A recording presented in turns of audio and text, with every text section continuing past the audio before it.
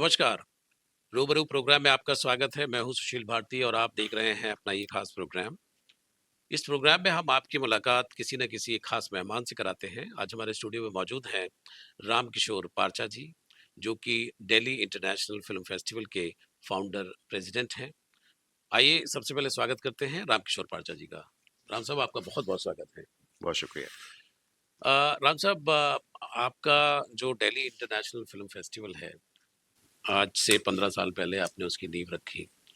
बड़ा शानदार उसका एक आगाज़ रहा और अभी हाल ही में आपने 15th एडिशन उसका पूरा किया है और हमने देखा कि एक बड़ा ज़बरदस्त एक फेस्टिवल दिल्ली के अंदर आयोजित हुआ।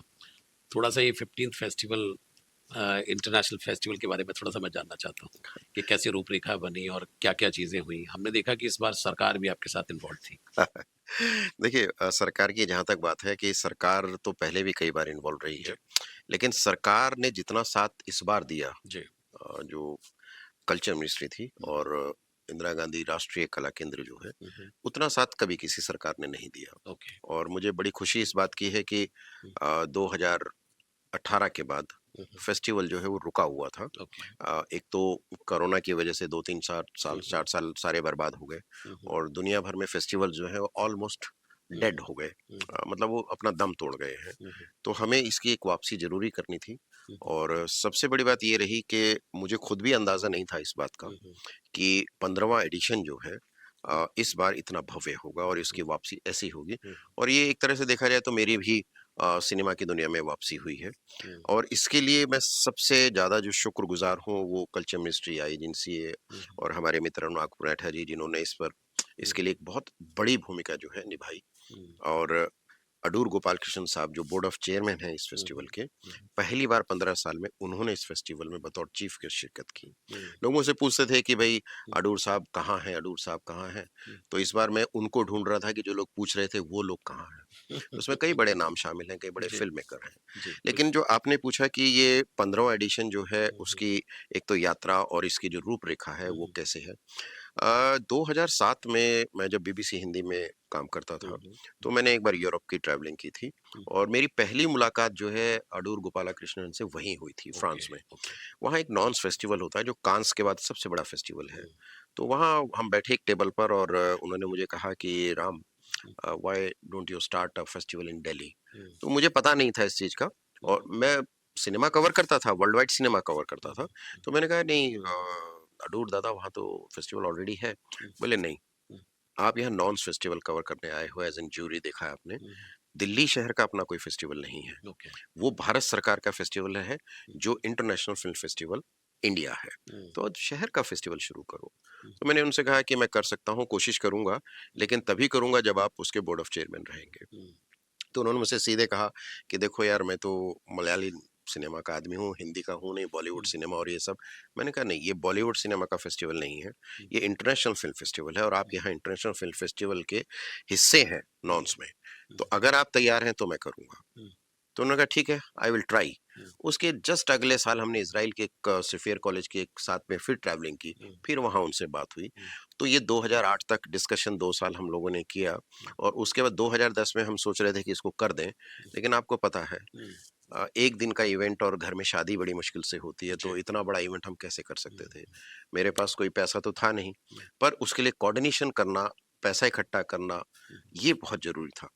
तो मुझे लगा टाइम और 2010 के बाद नहीं हुआ तो हमने 2 साल फिर और वेट किया। हुँ, तब तक हमने इसको बनाया और मेरे एक मित्र थे उन्होंने कहा कि हम यहाँ नहीं करते हैं, जयपुर में कर लेते हैं, कई हुँ, शहरों के नाम उन्होंने दिए। हुँ, हुँ, तो एक रात हमने कहा कि नहीं, हम दूसरे शहर क्यों करें? ये शहर हमारा है, हुँ, हम इसे यहाँ करेंगे। हमने दिल्ली फेस्टिवल की अवधारणा की नींव जो है वो रखी हुँ, और 2012 में हुँ, जब दिल्ली 100 साल की हुई और जी, इंडियन सिनेमा भी 100 साल का हुआ, हुँ, तब हमने उस फेस्टिवल को हुँ, साम, दाम, दंड-भेद कह सकते हैं आप, हुँ, या हमारे पास जो जमा पूँजी थी मित्रों की या हुँ, मेरी अपनी जो जमा हुँ, पूँजी थी जीवन भर की, हुँ, हमने कहा इसको लगा के इसको शुरू करते हैं क्योंकि ये मौका है, अगर ये अब शुरू हुआ, हुँ, तो बहुत अच्छा होगा और अगर बाद में शुरू हुआ तो उसका कोई मतलब नहीं रहेगा। हुँ, तो 2012 में हमने इसे लॉन्च किया, शर्मिला टैगोर ने जो है उसकी अवार्ड ट्रॉफी लॉन्च की, हुँ, टिग्मांशु धूलिया जो है उसके ब्रांड एम्बेसडर बने हुँ, और बहुत सारे जो कंट्रीज़ थे वो साथ में आए। हुँ, पहले ही एडिशन में हुँ, फ्रांस भी आया साथ हुँ, में, हुँ, इज़राइल भी आया साथ में, कुछ अरब देश थे वो भी आए साथ में। हुँ, तो इसकी शुरुआत उस समय हो गई हुँ, और सबसे बड़ी बात ये है हमारी उपलब्धि कि शर्मिला टैगोर को पहला लाइफ टाइम अचीवमेंट अवार्ड हमने दिया। हुँ, उसके बाद सुभाष घई, केतन मेहता और जोहरा सहगल ऐसे कई नाम इससे जुड़ते चले गए जिनको पहली बार दिल्ली फेस्टिवल ने ही हुँ, ये अवार्ड्स जो है वो दिए। हुँ, 7 साल फेस्टिवल चला और हुँ, बहुत अच्छा हुँ, हुँ, उसने अपने पिकअप आप को किया। साबित किया ओके। और अरब जो सिनेमा है, हुँ, हुँ, अफ्रीकन जो सिनेमा है उसमें खाली खास जगह बनाई कि आप कहीं भी जाइए तो हुँ, पता है कि दिल्ली फेस्टिवल क्या चीज़ है। हुँ, लेकिन 18 में जो इसका एक जो जिसको कहते हैं कि गिराव शुरू हुआ हुँ, हुँ, और सरकार की तरफ से भी फिर टाइम ऐसा हुँ, रहा, कोरोना आया, तो हम हुँ, इसको दोबारा नहीं कर पाए। ओके। लेकिन इसको बंद नहीं किया हमने हुँ, हुँ, और मैं सही समय का इंतज़ार जो है वो करता रहा हुँ, कि जब सही समय आए कई लोगों ने मुझे कहा कि आप इसको ऑनलाइन कर दीजिए, किसी ने कहा कि आप 1 दिन का कर दीजिए। हुँ, हमने कहा नहीं, हुँ, फेस्टिवल जो है ना cinema is the bridge hmm, to create the new dimensions hmm, to country, people to people. Hmm, अगर वो फिज़िकली एक-दूसरे से हाथ ना मिला पाएँ, हुँ, गले ना मिले, हुँ, आए नहीं, तो इसका कोई मतलब नहीं है। हुँ, हमें उसका इंतज़ार करना पड़ेगा चाहे हम 1 साल और ना करें। हुँ, 8 साल के बाद, 7 साल के बाद हुँ, एक मौका ऐसा आया कि हमने कहा कि हम इसको करते हैं। हुँ, हमने कुछ लोगों से फिर बातचीत शुरू की हुँ, और संयोग से हुँ, हमारे मित्र अनुराग पुनेठा जो हैं उन्होंने हुँ, इसमें हमारा साथ दिया। फिर राम माधव राय साहब से हम मिले जाके कि हुँ, इंदिरा गांधी कला केंद्र हमें वेन्यू के लिए दे दीजिए। हुँ, हुँ, तो उन्होंने जो है बिना सोचे समझे कहा कि ठीक है, हुँ, हम आपके वेन्यू पार्टनर बनते हैं। हुँ, हालाँकि दिल्ली में एक और फेस्टिवल इसी नाम से हुँ, कुछ दिन पहले हुआ। जी, हाँ, लेकिन हमने कहा कि ठीक है, हुँ, एक शहर में जितने फेस्टिवल हों, उससे उससे दिक्कत क्या कोई फ़र्क नहीं, उससे पड़ता फ़र्क नहीं पड़ता है। है? बिल्कुल। तो ये अंततः हुँ, हुँ, इतने बड़े स्केल पर शुरू हुआ हुँ, और देखिए हुँ, पहली बार मीनार-ए दिल्ली अवार्ड के लिए रूना लला जो प्रख्यात गायिका हैं बांग्लादेश हुँ, की, हुँ, वो आईं। हुँ, हुँ, उषा उत्तुप को लाइफ टाइम अचीवमेंट अवार्ड मिला हुँ, और अडूर ने 15 साल के बाद इसका फीता काटा। हुँ, तो कुछ लोगों ने मुझसे सवाल किया, मिनिस्ट्री ने भी ये पूछा हुँ, कि भई 7 के बाद तो एडिशन आगे हुआ नहीं तो ये 15 कैसे किया हुँ, आपने? हुँ, बीच के एडिशन कहाँ है? हुँ, तो हमने कहा देखिए, फेस्टिवल का काम चल रहा था। हुँ, 18 के बाद जो-जो फ़िल्में हमें इन सालों में मिली, हुँ, उनमें से हमने बेस्ट ऑफ सिनेमा जो है चुना। हुँ, तो उसको हमने 8, 9, 10, 11, 12, 13, 14 हुँ, बाकायदा उनको जूरी को दिया, सिलेक्शन कमेटी को दिया। हुँ, उन फ़िल्मों को अवार्ड भी मिला है। हुँ, तो हमने उनको इंक्लूड किया। तो कंक्लूडिंग पार्ट जो था, हुँ, उसको सामने रखकर हमने उसको 15वाँ एडिशन हुँ, कैरी ऑन किया। क्योंकि वो निरंतरता जो है वो जो वो बनी रहे। निरंतरता जो है वो बनी रहे। तो इस तरह जो है फेस्टिवल हुँ, हुँ, आया और आपके तो सामने आप तो उसके हिस्से रहे हैं। जी, बिल्कुल, तो आपको बिल्कुल। पता है कि अब वो किस लेवल पर गया है और हुँ, हुँ, ईश्वर करे कि अब आने वाले साल में फरवरी में उसका अगले एडिशन होगा। हुँ, हुँ, तो हमारे पास अभी भी सिर्फ़ इस बार 4 महीने थे हुँ, और अब 8 महीने हैं। हुँ, हुँ, मतलब पूरा 1 साल चाहिए होता है। तो तीसरे एडिशन में जाके यानी जो 17वाँ एडिशन होगा उसमें हमें 1 साल पूरा मिलेगा। हुँ, पर अभी हमारे पास 8 महीने हैं हुँ, 16वें के लिए तो कोशिश करेंगे कि एक बेहतर सिनेमा हुँ, हुँ, और जैसे इस बार आप देखिए कि चाइना, हुँ, हुँ, रशिया हुँ, और जो कुछ अफ्रीकन कंट्रीज़ थी उनको हमने हुँ, फ़ोकस किया और रशिया ने बहुत अच्छी फ़िल्में हमको प्रोवाइड की। हुँ, चाइना से हमारी बहुत अच्छी फ़िल्में आई और हुँ, बाकायदा फ़िज़िकली इन एम्बेसीज़ के जो रिप्रेजेंटेटिव्स थे, हुँ, वो शामिल हुए और कुछ एम्बेसडर्स थे। हुँ, तो एक ये भी है कि लोग मुझसे कहते हैं, "भई इस फेस्टिवल में आपके कौन सेलिब्रिटीज़ आ रही हैं? हुँ, बॉम्बे हुँ, से कौन आ रहा है?" हुँ, तो आप एक चीज़ देखिए सुशील जी कि जो फ़िल्म फेस्टिवल्स होते हैं, हुँ, वो किसी कंट्री की उस इंडस्ट्री के लिए नहीं होते हैं कि हमारी बॉलीवुड के लिए फ़िल्म फेस्टिवल नहीं है। हुँ, फ़िल्म फेस्टिवल का एक जो सिनेरियो और ऑरा है वो इंटरनेशनल है। हुँ, तो हम स्टार्स को बुलाते हैं, ये सही बात है। हुँ, लेकिन हम इस डिप्लोमेटिक रीजन में रहना चाहते हैं, जहाँ हमारे देश में और नई दिल्ली में ख़ास तौर से जो एम्बेसीज़ काम कर रही हैं, हुँ, हुँ, बाय चांस अगर मान लीजिए वहाँ के फ़िल्म मेकर शामिल नहीं हो पाते हैं हुँ, या वो नहीं आ पाते हैं, तो हम कोशिश करते हैं कि वहाँ से उनके रिप्रेजेंटेटिव्स और जो राजदूत हैं, हुँ, वो आएँ। और हुँ, सबसे बड़ी बात ये है कि देखिए ये संभव हुआ। Hmm, hmm, Delhi international film festival is the only festival hmm, hmm, जिसमें दुनिया के किसी फेस्टिवल में सबसे ज़्यादा डिप्लोमेट शामिल होते हैं। हुँ, इस बार भी आप देखिए कि हुँ, कम से कम 15 से 16 एम्बेसीज़ ने रिप्रेज़ेंट किया। हुँ, तो ये हमारी उपलब्धि है और ये सब यहाँ के जो लोग हैं, सिनेमा प्रेमी हैं हुँ, हुँ, और सरकारी तौर पर अगर देखें तो कल्चर मिनिस्ट्री हमारी है। हुँ, हुँ, इन्होंने जो सपोर्ट दिया, तो हम संभव बना पाए कि एक अच्छा फेस्टिवल जो है वो हुँ, हुँ, शुरू हो, लेकिन वो आगे जाके और अच्छा और बेहतर सिनेमा आपको दिखाने की कोशिश कर सके। बिल्कुल। सिनेमा की गंभीरता की बात की जाए राम साहब, तो मैंने देखा है कि आप हर फ़िल्म को पर्सनली देखते हैं और उसका निर्णय जो है वो अ उसके बाद किया जाता है, और इसी वजह से मैंने देखा है कि आपको दुनिया के तमाम सिनेमा की जो फ़िल्में हैं उनकी न केवल जानकारी है, बल्कि तमाम दुनिया के सिनेमा किस तरीके से बनाया जा रहा है उसकी भी जानकारी आपको है। आपके साथ इस बार चाइना फ़ोकस कंट्री रहा आपका, और रशिया। रशिया जो है वो रहा। तो कैसे, मतलब सिंगल हैंडेडली आप जोड़ते हैं? क्या ये सिनेमा देखने की जो आपकी कला है इसकी वजह से है, या आपकी लाइज़निंग बहुत स्ट्रॉन्ग है? क्योंकि अकेले व्यक्ति का काम ये नहीं है, क्योंकि आपके को चैलेंजेस बहुत सारे फेस करने हैं आगे। जी। देखिए सुशील जी, मैं आपको एक बात साफ करूँ कि लाइज़निंग से कोई भी काम जो है ना, हुँ, हुँ। वो शुरू हो सकता है, जी। लेकिन वो लंबे समय तक नहीं चल सकता हुँ, है। हुँ। उसके लिए आपको कर्मठ होना पड़ता है, हुँ, हुँ। आपको डेडिकेटेड होना पड़ता है। हुँ, हुँ। मैंने अपने पिछले 35-40 साल के करियर में हुँ, हुँ। जिन भी देशों में मैंने यात्रा की, हुँ, वहाँ हुँ। लोगों से मिला, फ़िल्म मेकर से मिला, हुँ, तो हुँ। मैंने यही पुट ऑन किया हुँ, हुँ। कि वहाँ के जो फ़िल्म मेकर्स हैं, वो डायरेक्टली अपनी एम्बेसीज़ के साथ यहाँ कनेक्ट रहें। हुँ, हुँ। मान लीजिए मोरक्को है, जैसे हुँ, मोरक्को हमारा बहुत अच्छा पार्टनर है जी। इस फेस्टिवल का।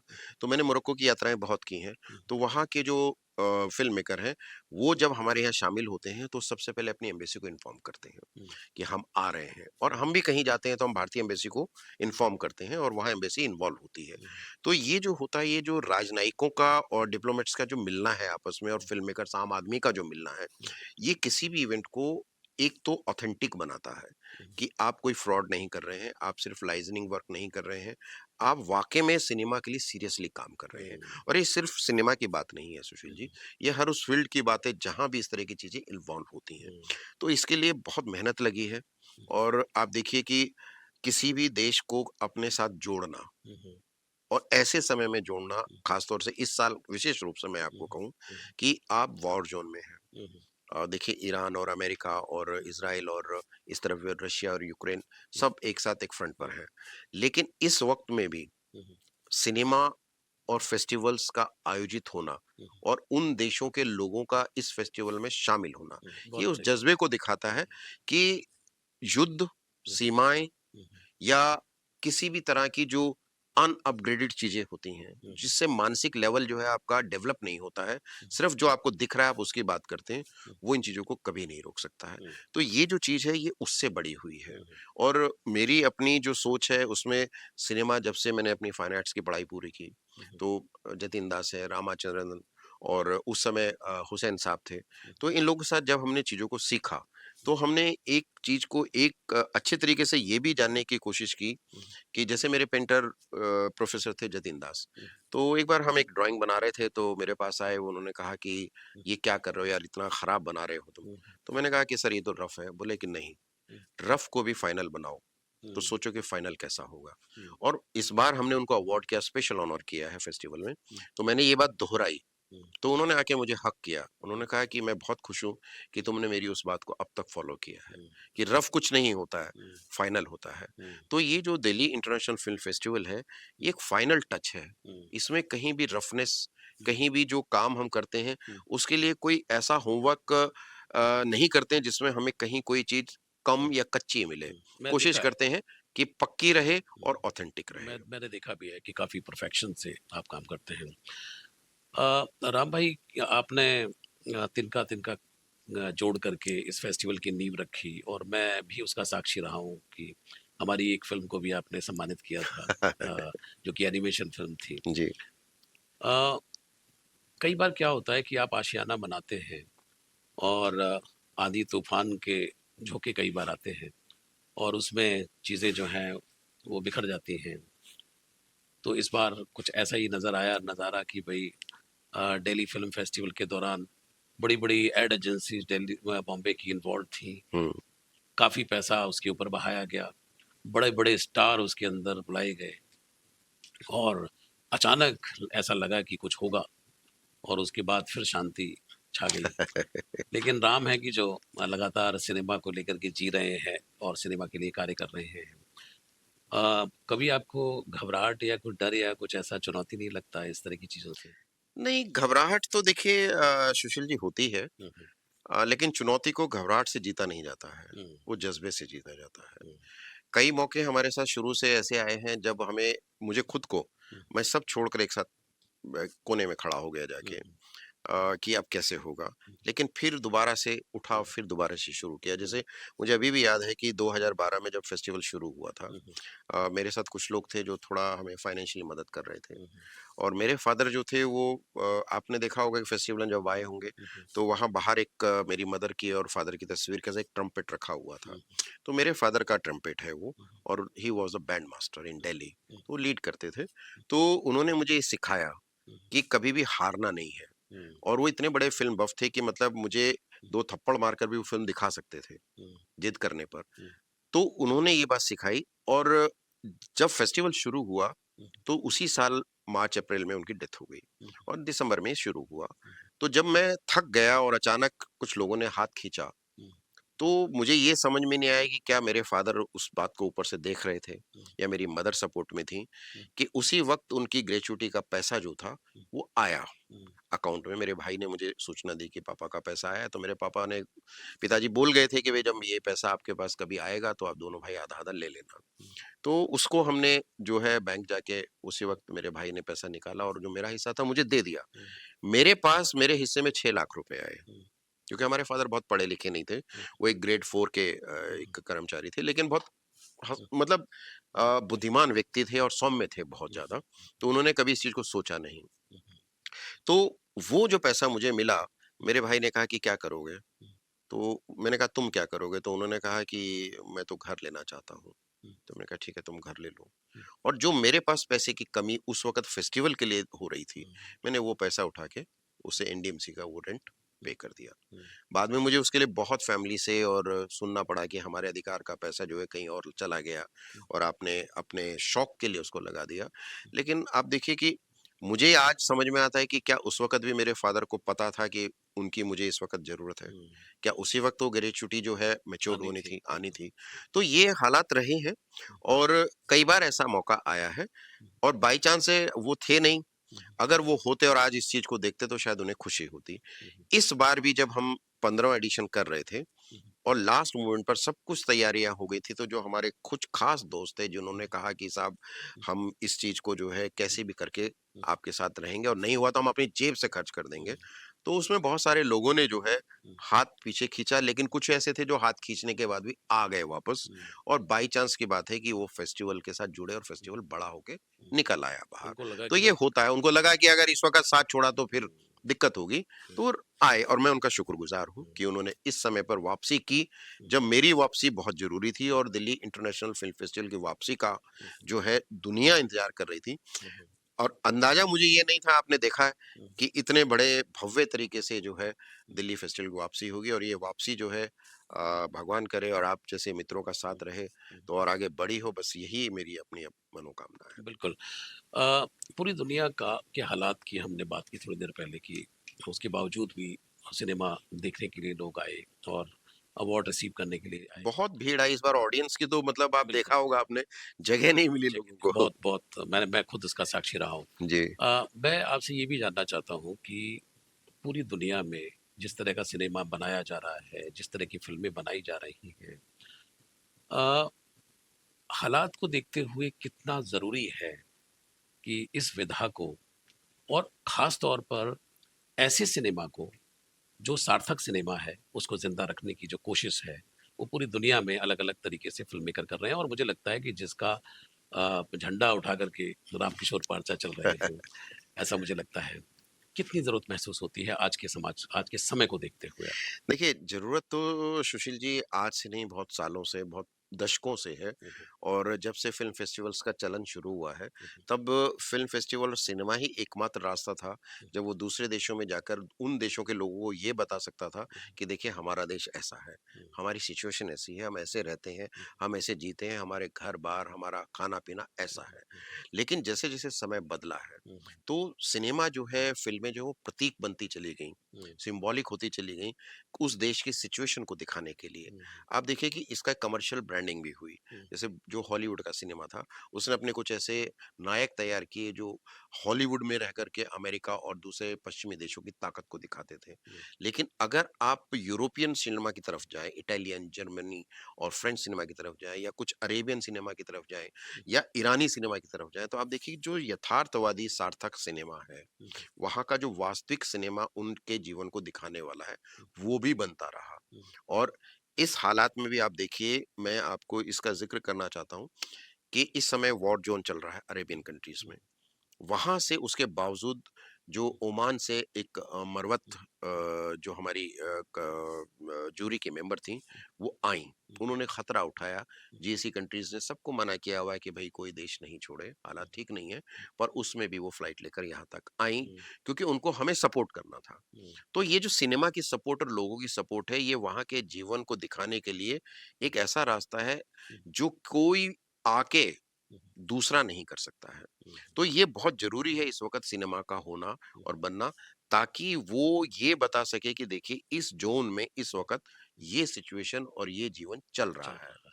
और आप देखिए रूस का सिनेमा है, हुँ, जर्मन का सिनेमा है या फ्रेंच सिनेमा है या हुँ, आप मोरक्को का सिनेमा देखिए। हुँ, बहुत सारी छोटी-छोटी ऐसे देश हैं जिनका सिनेमा बहुत सार्थक है, हुँ, बहुत सिम्बॉलिक है और हुँ, आप अगर उनकी फ़िल्में देखें, हुँ, ईरानियन फ़िल्मों में देखिए आप मकबल और फैमिली है। हुँ, मोहम्मद मकवलबफ है या समीरा हैं, हुँ, उन्होंने क्या शानदार ब्लैक बोर्ड जैसी फ़िल्में हुँ, बनाई हैं। हुँ, और इधर देखिए आप जो आपका इटालियन सिनेमा है, हुँ, इन्होंने कमाल का काम किया है। हुँ, जितने भी गोडार और उस समय जो हुँ, फेलेनी का ट्रूफ़ो। सिनेमा था, हुँ, तो ट्रूफो था या हमारे यहाँ सत्यजीत रे का सिनेमा था या जो हमारे और दूसरे भारतीय हुँ, मृणाल सेन है, फ़िल्मकार काम कर रहे थे।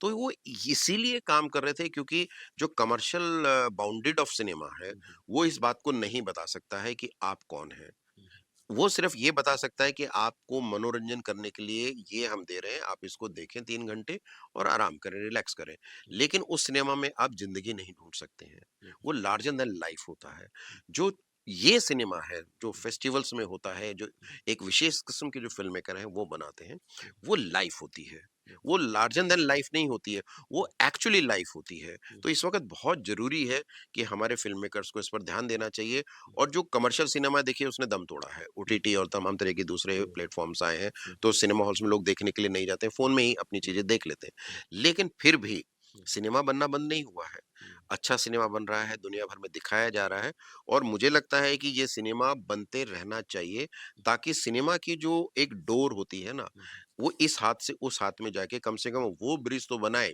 हुँ, कि सुशील भारती जो हैं, वो भारत से चलकर जो है मोज़ाम्बिक जा सकें, सेनेगल जा सकें या वो ट्यूनीसिया जाके ये देख सकें कि वहाँ जाकर लोग रहते कैसे हैं। हुँ, तो अगर हम मान लीजिए टिकट खरीद के फ्लाई करके नहीं जा पाएँ, हुँ, तो कम से कम इस डोर के सहारे उनकी फ़िल्म हम ले आएँ और सिनेमा से जुड़कर ये देख पाएँ कि देखिए वहाँ ये ज़िंदगी है।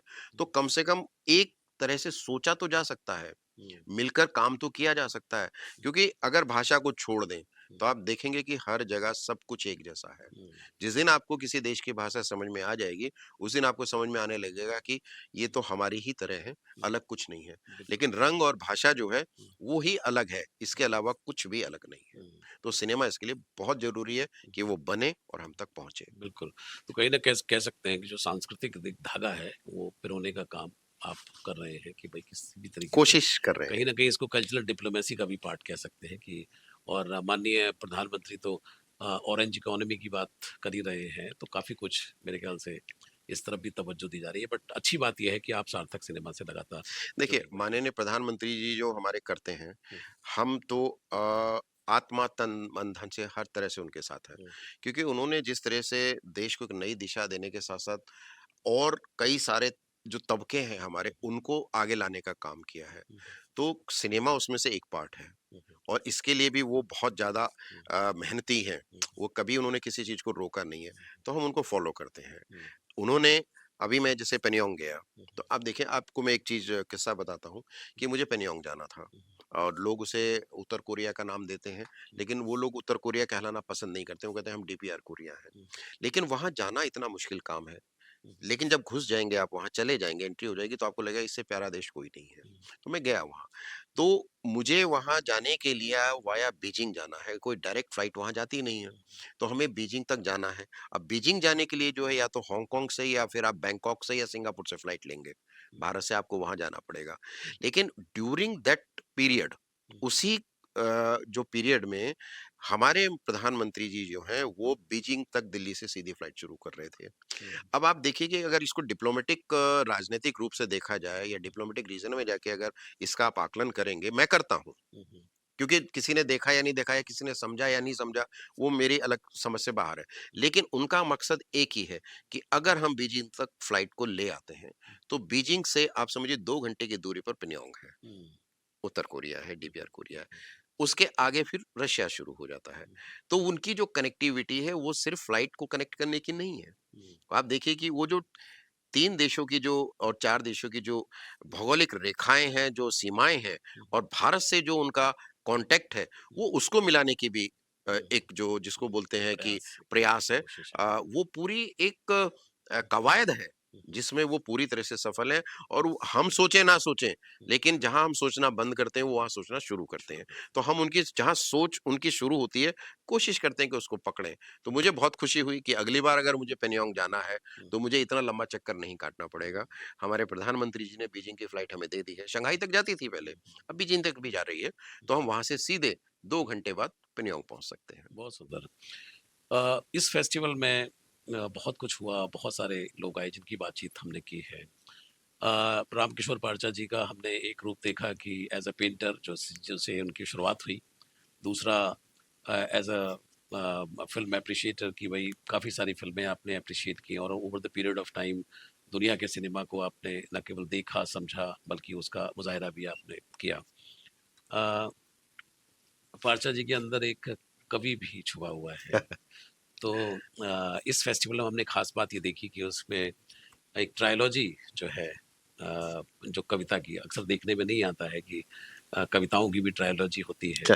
तो फ़िल्मों उसमें की होती उसमें है। फिल्मों की होती है तो उसमें हमने देखा कि इस बार आपकी जो कुछ किताबें हैं तो जिसमें बर्फ पर तितली कविता संग्रह है तो ये उसमें विमोचित हुई और इसकी जो पहली किताब है वो तुम कविता संग्रह और इसका दूसरी इसके बारे में आपने जब ये जी किताब आई थी तब बात की थी। जी और तुम्हारा नाम नदी। जी, तो तो पहला तुम उसके बाद तुम्हारा नाम नदी और फिर और बर्फ पर। बर्फ पर तितली कविता संग्रह। जी। तो ये ट्रायोलॉजी है तो थोड़ा इसके बारे में भी बातचीत करते हैं देखिए कि सुशील जी क्या असल यात्रा रही आपकी। ये यात्रा कुछ ऐसी है कि मैं 12वीं क्लास में जब पढ़ता था या 11वीं में शायद, जी तो तब चिट्ठी-पत्री के साथ पहली कविता जो है वो लिखनी शुरू की होगी और उसके बाद कविताएँ लिखता चला गया और मतलब लेकिन कभी ये नहीं सोचा कि मुझे इसका कोई संग्रह लेके आना है। हम्म, तो करीब साढ़े 4 5,000 6,000 कविताएँ मैंने लिखी होंगी तब से हम्म, लेकर अब तक। मेरे मित्र हैं प्रमोद कौसवाल, बड़े अच्छे कवि भी हैं वो, मंगलेश डबराल और ये सब इनके साथ हमने काम किया है बड़े-बड़े लोगों के साथ में। तो मैंने उनसे रिक्वेस्ट की, मैंने कहा कि यार देखो सारे मेरे मित्रों की और तुम्हारी खुद की भी कितनी-कितनी किताबें आ गई हैं, हम्म, मेरी भी कोई किताब छपवा दो। तो उन्होंने कहा तुमने इतने साल से कविताएँ लिखी हैं, क्यों नहीं कविता संग्रह हम्म, लेकर आए? मैंने कहा कि मुझे चुनना थोड़ा-सा मुश्किल लगा कि मैं कौन-सी कविताएँ लेकर आऊँ। हम्म, तो मैंने अपनी सारी कविताएँ उनको दे दी। तो उन्होंने जो है करीब 300 कविताएँ जो थीं, उस 7 6,000 6-7,000 कविताओं में से निकाली। हम्म, उन्होंने कहा कि ये तुम्हारी लाइफ़ की सर्वश्रेष्ठ कविताएँ हैं, इनको छापो, इनके संग्रह जो हैं तुम्हें लाने चाहिए। तो मैंने कहा ठीक है तुम इन्हें देखो, अगर ये वाक़ई इतनी अच्छी हैं, तो मैं ज़रूर कोशिश करूँगा। तो मैंने कहा कि एक किताब में एक तो होगा नहीं तो इनको 3 पार्ट्स में करते हैं और इसकी ट्रिलॉजी करते हैं। उन्होंने कहा कि उसके बाद क्या करोगे? जो बच जाएँगी कविताएँ, मैंने कहा हम उसको रख देंगे। हम्म, उसके बाद मैं कविता नहीं लिखूँगा। हम्म, सिर्फ़ ये 3 कविता की जो संग्रह की किताबें हैं, इसके बाद मैंने कविता को नहीं लिखना है। हम्म, बोले ऐसा क्यों है? मैंने कहा उसके बाद मैं अपने उपन्यासों पर काम करूँगा हम्म, और वो भी 3 की एक ट्रिलॉजी है जो एक अमृता प्रीतम की एक स्टोरी है उससे रिलेटेड है और एक मेरे अपने अनुभवों पर एक उपन्यास है और एक मेरी माँ की जीवनी से संबंधित है। तो मैंने कहा फिर मैं वो लिखूँगा और उसके बाद फिर उपन्यास भी लिखना बंद कर दूँगा। तो उन्होंने कहा ये मुझे समझ में नहीं आया है कि आप बंद क्यों कर दोगे? मैंने कहा बस मेरी क्षमता इतनी ही है।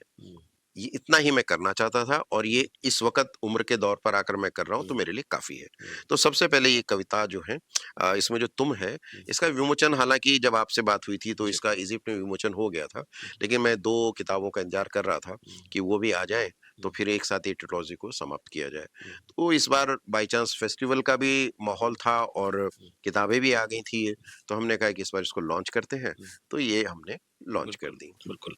लास्ट टाइम तो हमने तुम पे बात की थी और ये कहीं न कहीं ये तुम है, ये कोई है जो एक एक प्रतीक है, एक प्रेयसी हैं, जिनको लेकर के आपने आधार बना कर के ये कविताएँ वो हर लिखी हैं। आदमी के लिए होती हैं, हमेशा जी, कोई ना कोई प्रतीक होता है, बिल्कुल, सामने होता है उसी को ले कहानी देखकर लिखी जाती है, कविताएँ भी उसी के लिए होती हैं। बिल्कुल। तो ऐसा ही कोई ना कोई तो है जिसके लिए लिखा गया होगा। जी, बहुत बढ़िया।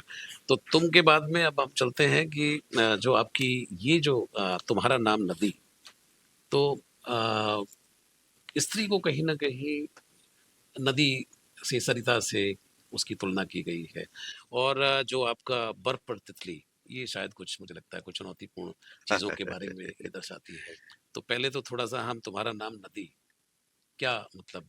देखिए सुशील जी, असल में क्या है कि नदी हो या तितली हो हुँ, सब स्त्री के प्रतीक हैं। हुँ, हुँ, क्योंकि नदी जो है वो जीवन देती है, हुँ, स्त्री जो है वो भी जीवनदायिनी है। हुँ, हुँ, उसके बिना ज़िंदगी और पुरुष का कोई अस्तित्व ही नहीं है। जी।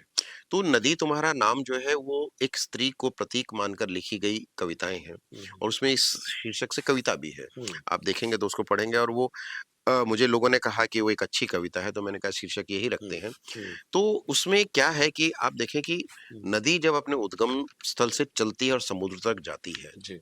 तो रास्ते में जितनी भी दिक्कतें उसको आती हैं, हुँ, स्त्री का जीवन बिल्कुल वैसा ही है। हुँ, और उस जीवन को कंप्लीट करने के लिए वो जिस तरह के संघर्ष से गुजरती है, हुँ, ठीक ये कविताएँ जो हैं, जी। नदी तुम्हारा नाम, उस हुँ, स्त्री को प्रतीक मानकर लिखी गई हैं, हुँ, जिसने वाक़ई में हुँ, अपने उद्गम से लेकर के हुँ, यहाँ तक आने तक हुँ, उस संघर्ष का सामना किया है, जिसे मैंने अपनी कविताओं में हुँ, नदी तुम्हारा नाम में उसको हुँ, समर्पित करके हुँ, उतारा है। क्या बात! और जहाँ तक बर्फ पर तितली की बात है, हुँ, हुँ।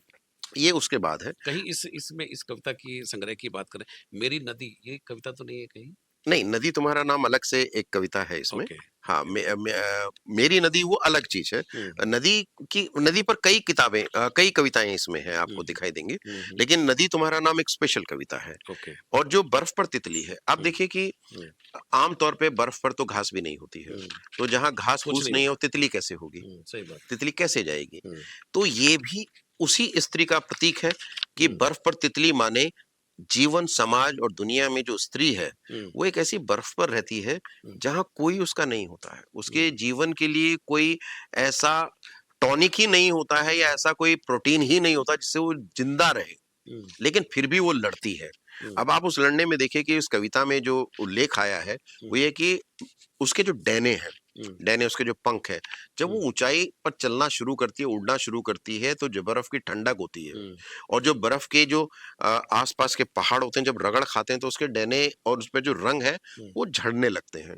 तो हुँ, ठीक आप किसी स्त्री की कल्पना कीजिए, हुँ, जो संघर्षों से गुज़र रही है, हुँ, तो उसको आप शायद जब तक सुने नहीं, वो बताए नहीं, आपको नहीं पता चलेगा। हुँ, लेकिन इस कविता में बर्फ़ पर तितली में आप देखेंगे कि उस स्त्री के ज़िंदगी की पूरी एक तरह से आप देखिए पेंटिंग है हुँ, कि उसने शुरुआत तो चटक रंगों से की। हुँ, उद्गम उसका बड़ा चटक था। हुँ, लेकिन जैसे-जैसे उसने अपनी उड़ान भरी, हुँ, उसके जो डैने थे, उसके जो पंख थे, उसके जो रंग थे, हुँ, वो धीरे-धीरे, धीरे-धीरे करके हुँ, फेड होते चले गए। हुँ, और लास्ट आप देखिए कि एक स्त्री जब अपनी पूरी उम्र को पा जाती है, हुँ, उसके अस्तित्व को भी लोग नकार देते हैं। हुँ, तो ये तितली है, बर्फ पर तितली, ये हुँ, उसी स्त्री की प्रतीक है और जिस भी स्त्री के लिए या जिसके लिए लिखी गई हैं, हुँ, मैंने जितना उसको जाना है, हुँ, उसका जीवन ठीक उसी संघर्ष की तरह है, जैसे एक तितली नीचे ज़मीन से उड़ी और हुँ, बर्फ के किसी पहाड़ की तरफ गई हुँ, और पहाड़ पर जाने से पहले हुँ, उसके सारे रंग, हुँ, उसके डैने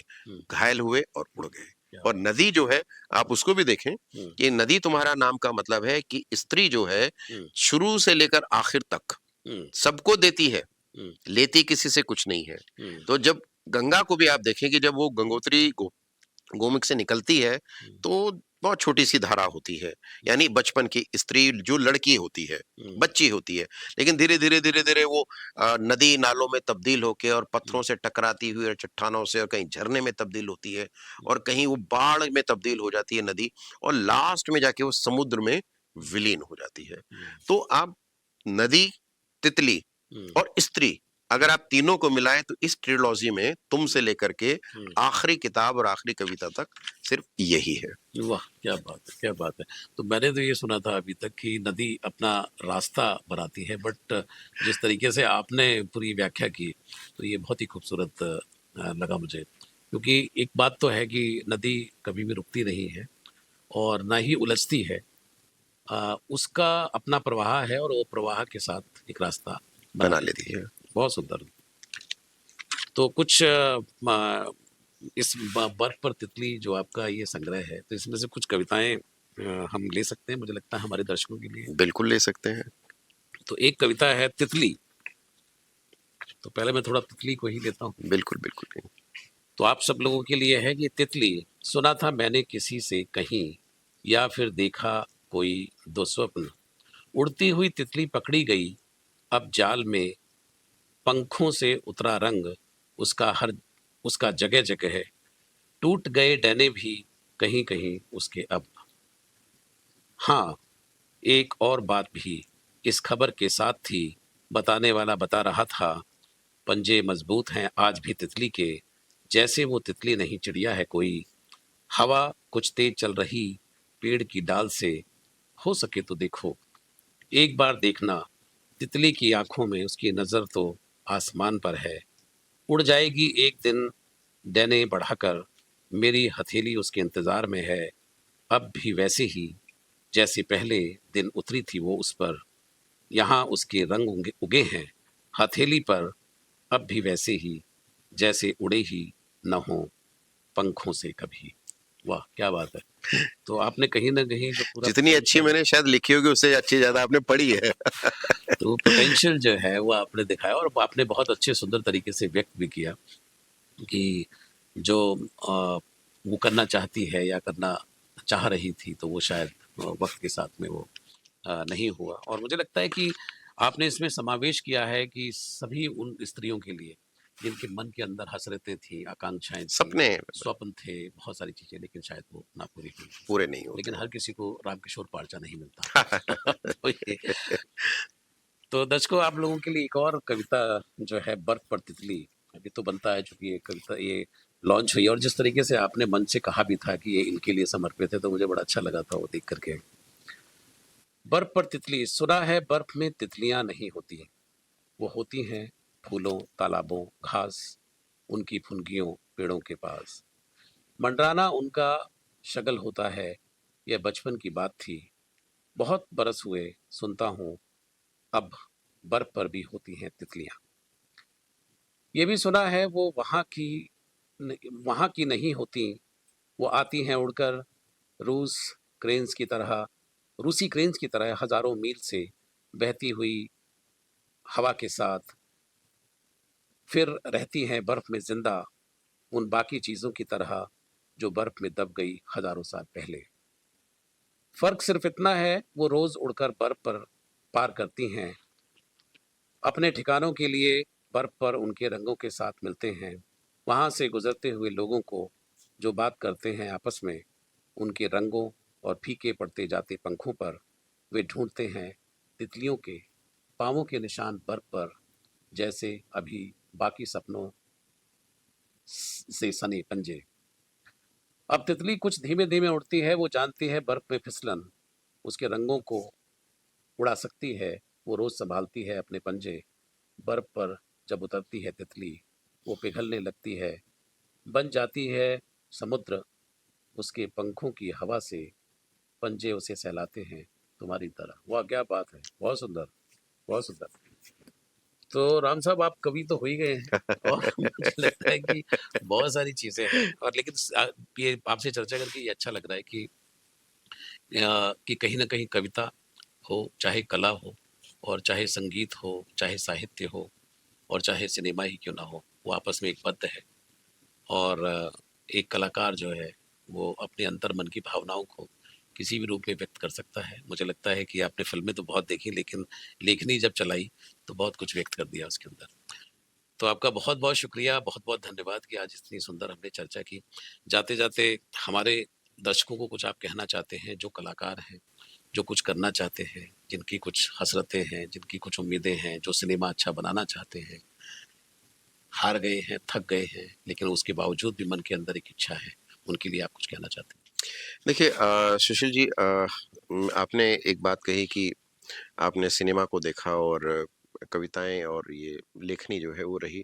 लेकिन आपको पता होगा कि पिछले कुछ समय में इन दोनों तीनों चीज़ों के साथ में हमारी जो एक फ़िल्म थी, जी। वो भी काफ़ी चर्चा में रही। जी, जी, जी। मैं उसका ज़िक्र करना भूल गया हाँ, कि नहीं, नहीं, बहुत ही मुझे याद था। शानदार आपने एक फ़िल्म भी बनाई है। हाँ, ऐसा ही नहीं कि आप फ़िल्म सिर्फ़ देखते हैं, कोशिश करते हैं, आप बनाते भी हैं फ़िल्म को। जी। नहीं, उसके लिए एक चीज़ ये थी कि मेरी कहानी थी वो, मैं अपने दर्शकों को भी ये बता दूँ कि मैंने 25-30 साल पहले एक कहानी लिखी थी जब मैं अखबार में काम करता था, तो मुझे मेरे एडिटर ने कहा कि भई कुछ बच्चे हैं एक एनजीओ में, वहाँ आप चले जाओ और देखो वो क्या कर रहे हैं। पहले एनजीओज़ का बड़ा जलवा रहता था। तो मैं वहाँ गया तो देखा मैंने वहाँ एक बच्ची है और वो डेफ एंड डम्ब बच्चों के लिए काम किया करती थी सोसाइटी। तो वहाँ एक छोटी बच्ची मैंने देखी कि ये बच्ची कहाँ से आई है? तो उन्होंने कहा कि सर ये हरियाणा के किसी गाँव से है और बड़े सरमायादार की बेटी है। लेकिन इनके 2 बेटियाँ थीं तो ये छोड़ गए कि देखिए ये गूँगी है, बहरी है, आप सिखा सकते हो तो सिखाओ नहीं तो इसको कहीं भेज देंगे। ओके। तो मैं उस बच्चे से मिला और मैंने उस पर एक कहानी जो है वो लिखी उसकी जीवनी पर।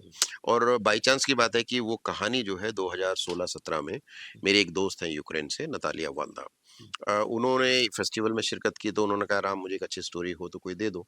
तो मैंने कहा कि ये एक स्टोरी है मेरी, अगर आपको ठीक लगे तो आप देख लीजिए। तो उस स्टोरी पर अपनी एक शॉर्ट फ़िल्म बनाई और उस शॉर्ट फ़िल्म की जो कहानी थी उसको ऑस्कर नॉमिनेशन के लिए उन्होंने भेजा। ओके। हालाँकि मेरा उसमें ज़िक्र कम था, लेकिन चूँकि वो कहानी मेरी थी, तो वो ऑस्कर नॉमिनेशन के लिए चली गई।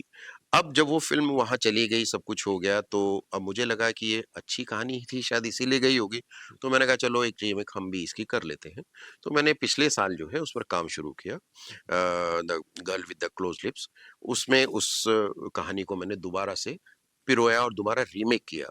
तो उसको जब मैं रीमेक करने लगा तो मुझे ये लगा कि जहाँ वो फ़िल्म खत्म हो जाती है, उसके बाद भी ज़िंदगी बचती है। क्योंकि ओरिजिनल फ़िल्म जो है उसमें वो बच्ची को वापस स्कूल भेज दिया जाता है, जो सामान्य बच्चे होते हैं और टीचर जो है उसको वहाँ से वो लेके नहीं आ पाता है। हमने उसको थोड़ा एक्सटेंशन दिया कि उस कहानी में उस बच्ची को वहाँ छोड़ा ना जाए, उसको वापस लाया जाए।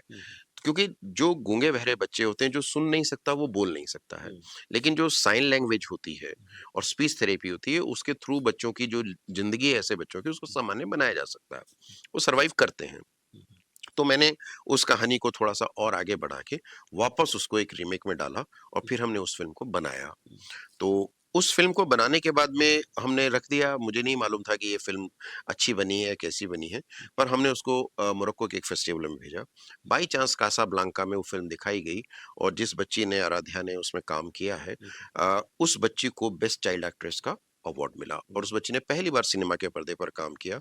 तो और फ़िल्म के म्यूज़िक को एक अवार्ड मिला और अभी वो जो फ़िल्म है हमारी, वो टोरंटो के नियाग्रा इंटरनेशनल फ़िल्म फेस्टिवल में दिखाई जा रही है। उसका ऑफ़िशियल नॉमिनेशन हुआ है वहाँ ओके। पर। और उसको अवार्ड वहाँ किया जा रहा है। उसके बाद वो ट्यूनीज़िया जा रही है और फिर वो रबात जाएगी मोरक्को में और फिर एक नडौर एक फेस्टिवल है, वहाँ दिखाई जाएगी और अभी दिल्ली फेस्टिवल में भी उसका इंडिया प्रीमियर जो है वो हुआ। लेकिन हम उसको यहाँ फ़िल्म को कॉम्पिटिशन और उसमें नहीं रख सकते थे क्योंकि हम खुद फेस्टिवल ऑर्गेनाइज़ कर रहे हैं, ज़ाहिर-सी बात तो अपनी फ़िल्म को हम प्रमोट नहीं कर सकते हैं, बट वो लोग देखें उसको इसलिए हमने उसको रखा। तो काफ़ी अच्छा उसका रिस्पॉन्स रहा और जिस बच्ची ने उसमें काम किया है, उससे कभी आप भी मिलेंगे और है। आप जी, मिले ही होंगे उससे बिल्कुल। और शायद आगे भी मिलें। तो उसने वाक़ई में एज़ एन एक्ट्रेस अच्छा काम किया, तो I am proud of her कि उसने मेरी जो स्टूडेंट है उसकी भूमिका निभाई और मैंने उस फ़िल्म में जो है एक टीचर का रोल प्ले किया है अनुराग का, जो उस बच्ची को साइन लैंग्वेज सिखाता है। मुझे फ़ायदा ये मिला कि उस टाइम पर 25-30 साल पहले जब मैं उस एनजीओ को कवर करने गया था, तो मैंने उस वक़्त साइन लैंग्वेज सीख ली थी। तो हमें किसी कंसल्टेंट की ज़रूरत नहीं पड़ी ओके। और लोगों ने जब फ़िल्म देखी तो उन्होंने ये कहा कि भई ये जो साइन लैंग्वेज है ये आपने कहाँ से सीखी है? और उस बच्ची को देख के लोगों ने कहा कि ये बच्ची वाक़ई में डेफ एंड डम्ब है, क्या बोलती है? तो मैंने कहा नहीं, ये प्रॉपर बोलती है और जब बोलेगी तो आप चुप नहीं कर पाएँगे। और जहाँ तक लैंग्वेज की बात है, तो वो लैंग्वेज के लिए तो ऑल इंडिया मेडिकल इंस्टीट्यूट के कुछ डॉक्टर्स आए फ़िल्म को देखने के लिए। उन्होंने खुद इस बात को कहा कि भई ये सब्जेक्ट तो बिल्कुल अनटच था, ये आपने कहाँ से उठाया है? तो कुछ ऐसी चीज़ें रहती हैं सुशील जी कि जिसे हम अलग से चुनते हैं, अलग से करते हैं और फिर बाद में वो चीज़ें बन जाती हैं। तो चाहे ये कविता की संग्रह की बात हो, चाहे दिल्ली इंटरनेशनल फ़िल्म फेस्टिवल की बात हो या फिर इस फ़िल्म की बात हो। मैंने अपनी ज़िंदगी में सिर्फ़ यही किया है कि जो किया फिर वो किया है, ताकि वो रहे। उसको इसलिए नहीं किया है कि वो कुछ दिन रहे और फिर उसको लोग भूल जाएँ।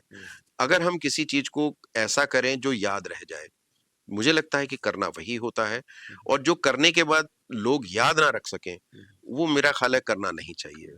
वो फॉर टाइम बीइंग होता है। कोशिश करें, मैं अपने ऑडियंस को भी कहूँगा कि ऐसी चीज़ों से बचें और ऐसी चीज़ों से बचने के लिए सिर्फ़ एक ही रास्ता है।